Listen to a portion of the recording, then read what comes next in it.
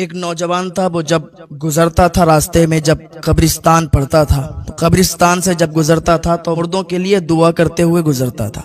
तो जब आपका भी गुजर किसी कब्रिस्तान से हो तो आपको भी चाहिए कि आप कुरान की आयतें, कुरान की सूरतें पढ़कर और मुर्दों की बख्शिश के लिए दुआ करें।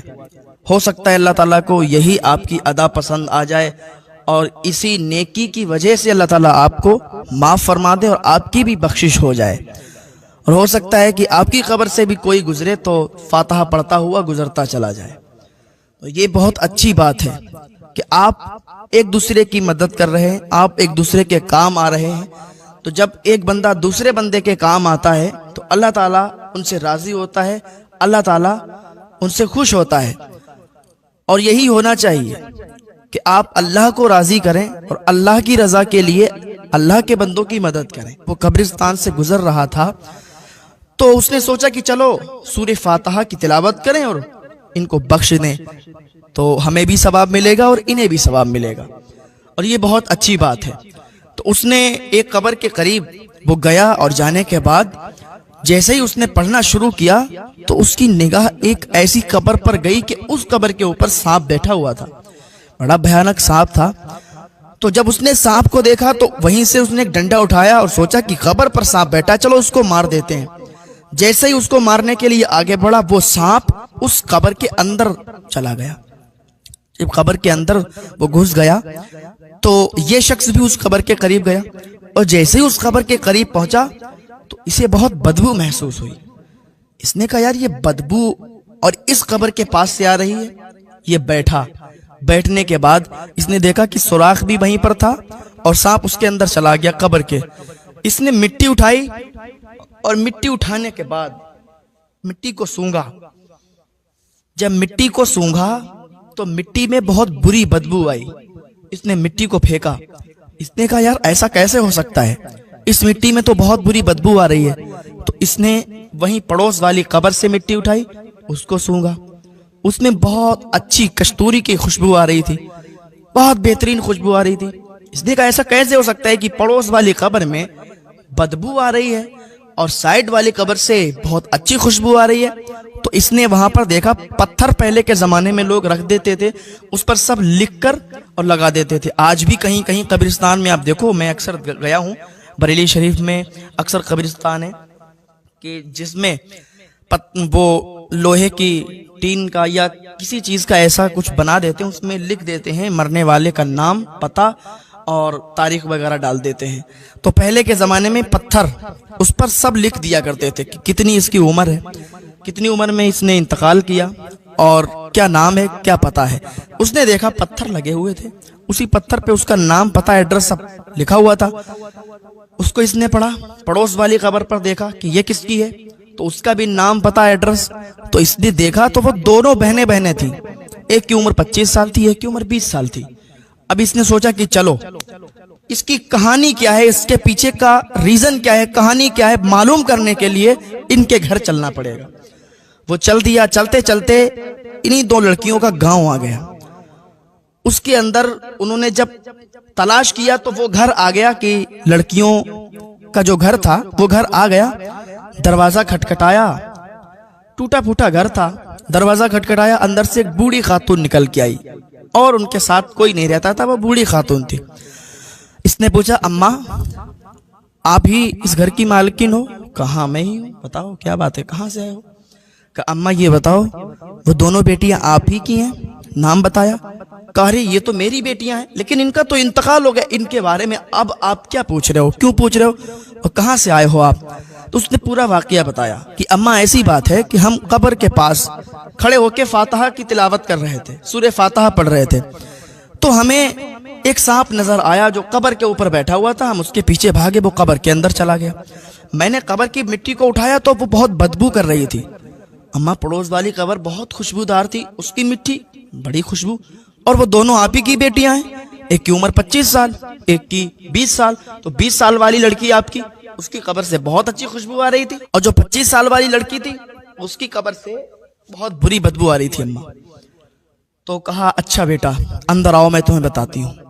कहा अम्मा मुझे बस ये बता दो ये कहानी क्या है इसके पीछे? कहा सुनो बेटा बैठो। पानी लाई, पानी पिलाया। कहा सुनो, मेरी 2 बेटियां थी और दोनों बड़ी प्यारी थी। तो एक दिन क्या हुआ, मैं उस वाली की कहानी पहले आपको बताती हूँ जिसकी कब्र से बदबू आ रही थी। कहा ऐसा था कि हम और हमारी वो बेटी, हम एक दौर ऐसा था हम पे कि हम बहुत मालदार थे, बहुत ज्यादा पैसे वाले थे। तो हमारी वो बेटी और हम लंबे सफर पर गए। रास्ते में जंगल भी पड़े, सुनसान जगह, रेगिस्तान भी पड़े। तो हमारे पास पानी वगैरह काफी था, खाना भी हमने रख लिया था, इतना रख लिया था कि अपनी मंजिल पर पहुंच जाएं और खाना खत्म ना हो, पानी खत्म ना हो। तो जब रास्ते में चले तो एक जंगल पड़ा और जंगल से जैसे ही बाहर निकले तो बिल्कुल सुनसान जगह थी, धूप बहुत तेजी के साथ थी। तो 2 बाप बेटे, एक आदमी था और इसका बेटा एक, वो रास्ते पर तड़प रहे थे, लेटे हुए थे और बेटा बहुत तेजी के साथ रो रहा था और उसका बाप, उसकी आंखों में आंसू थे और वो कमजोरी से कराह रहे थे। तो जैसे ही हमारी सवारी उनके करीब पहुंची तो वो रास्ते में थे, तो हमारी बेटी जो थी वो रास्ते में, अब उनको देखा तो सवारी से उतरी और उनके पास गई। कहा ऐसा है कि आप लोग यहाँ लेटे क्यों हो, रास्ता रोके हुए हो, राहगीरों को परेशान कर रहे हो, आप मुसाफिरों को परेशान कर रहे हो।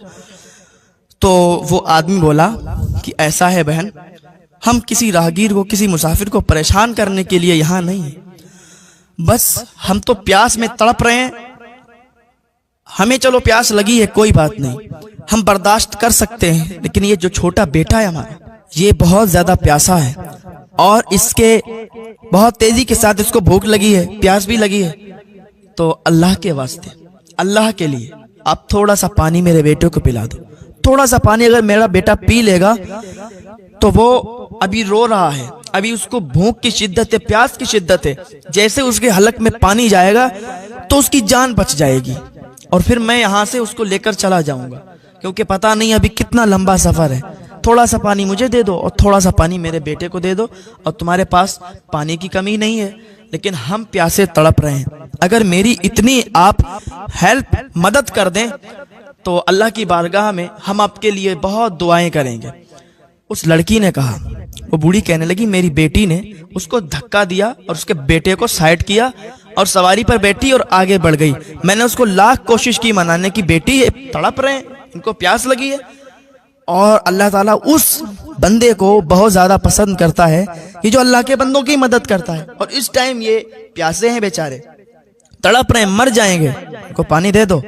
मेरी बेटी ने मेरी बात नहीं मानी और चल दी, कहा नहीं देंगे, क्योंकि उसको पैसों का घमंड था, तकब्बुर था बहुत ज्यादा। उसने पानी नहीं दिया। हम अपनी मंजिल पर पहुंच गए, यहां तक कि जब वापस आए तो क्या देखा, वो दोनों बाप बेटे मर गए थे, मर चुके थे, क्योंकि इधर से जब हम जा रहे थे वो तड़प रहे थे। अगर 2 घूंट उनको पानी मिल जाता तो उनकी जिंदगी बच जाती। मेरी बेटी ने उनको मार दिया, मेरी बेटी ने उनको पानी नहीं दिया। लेकिन मेरी बेटी तो इतनी मनहूस थी कि इसकी वजह से वो दोनों बाप बेटे मर गए, लेकिन इसको कोई पछतावा नहीं हुआ, कोई पछतावा नहीं हुआ, बल्कि और खुश हो गई कि देखो मेरे पैसे और मेरी दौलत और मेरा पानी मैंने इसको नहीं दिया, इसकी डेथ हो गई, मर गए दोनों। अगर हम इनको पानी दे देते तो इनकी जान बच जाती। बड़ा फख्र से कह रही थी, बड़ी खुश थी, बेटा मुझे लगता है कि ये उसी वजह से उसकी कब्र बदबूदार है, उसकी कब्र में अजाब हो रहा है और इसका सूद का काम था, सूद खाती थी, हराम कमाई कमाती थी और गरीबों पर बड़ा अत्याचार करती थी। मेरे भाइयों, अगर आपके दरवाजे पर कोई गरीब सवाल आके करे तो उसको थोड़ा बहुत आटा चावल या थोड़े बहुत पैसे देने से इनकार मत करना। ये मत कहना कि मेरे घर नहीं है। हो सकता है कि अल्लाह ताला ने आपका इम्तिहान लेने के लिए अपने किसी फरिश्ते को भेजा है।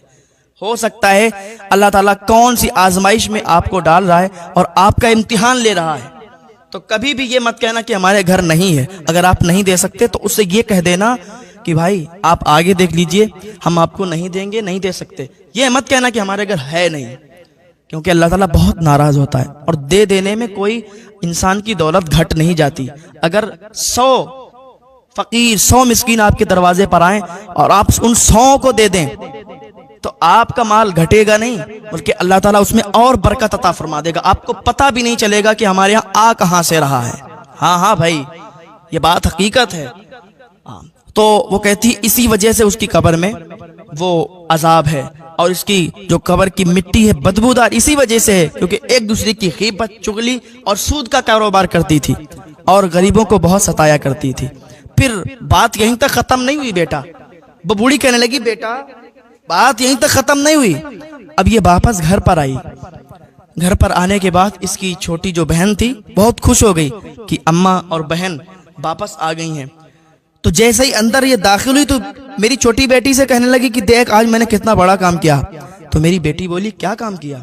कहा मैंने एक प्यासे इंसान को पानी नहीं दिया, मैंने एक प्यासे बेटे को पानी नहीं दिया, प्यासे बाप को पानी नहीं दिया, और तड़प तड़प कर वो मर गए। और हंस रही थी और तालियां बजा के फख्र के साथ ये अपनी गुरूर और घमंड में कह रही थी। छोटी बेटी ने जब इतना सुना सर पकड़कर बैठ गई। कहा तुझ पर लानत हो, तू कैसी है? तूने दौलत के घमंड में, गुरूर में आके तूने 2 लोगों की जान ले ली, तूने 2 लोगों की हत्या कर दी। अरे तौबा कर तौबा, अल्लाह का अजाब ना तुझे पकड़ ले। वो कहती है, वो बूढ़ी कहती है कि मेरी बेटी पर कोई असर नहीं हुआ। वो और खुश थी, फख्र के साथ कह रही थी कुछ नहीं होगा। ऐसे तो ना जाने कितने लोग दुनिया में मरते हैं, कोई किसी की मदद नहीं करता, कुछ नहीं होता ऐसे। और वो फख्र के साथ कह रही थी। तो छोटी बेटी पर इस बात का इतना असर हुआ कि मेरी छोटी बेटी ने फौरन जमीन पर घुटनों के बल अल्लाह की बारगाह में हाथ उठाकर दुआ की, मौला माफ फरमा दे, मौला कहीं इसकी नहुसत की वजह से मुझ पर भी अजाब ना आ जाए, तू मुझे भी ना पकड़ ले, या अल्लाह माफ फरमा दे। मैं अपने सच्चे दिल से तौबा करती हूँ, अपने तमाम गुनाहों से तौबा करती हूँ, मुझे माफ फरमा दे। फिर उसने एक मामूल बना लिया। महल्ले में एक गरीब घर था, 2 बच्चे थे छोटे छोटे। तो मेरी बेटी क्या करती थी कि अपने हिस्से का आधा खाना उन तक पहुंचा देती थी, आधा खाना उनको दे के आती थी। और जब तक वो जिंदा रही तब तक मेरी बेटी ने उनको खाना पहुंचाया। हो सकता है कि इसी वजह से मेरी छोटी बेटी, उसकी कब्र खुशबू से मुअत्तर है, खुशबू से महक रही है, और मेरी बड़ी बेटी जो थी उसकी कब्र जो बदबू आ रही है वो यही वजह है। अल्लाह अकबर। देखा आपने कि अगर आप किसी की मदद करते हैं तो अल्लाह ताला कितना खुश होता है आपसे, कितना राजी होता है। अगर आप चाहते हैं कि हमारा घर जन्नत में बने, अगर आप चाहते हैं कि हमें भी जन्नत में जगह मिल जाए, तो आप गरीबों की मदद करें। अगर आपको इतनी इस्तिताअत है, आपके पास इतने मालो दौलत है, तो आप कभी भी अपने दरवाजे से किसी गरीब को मत लौटाना।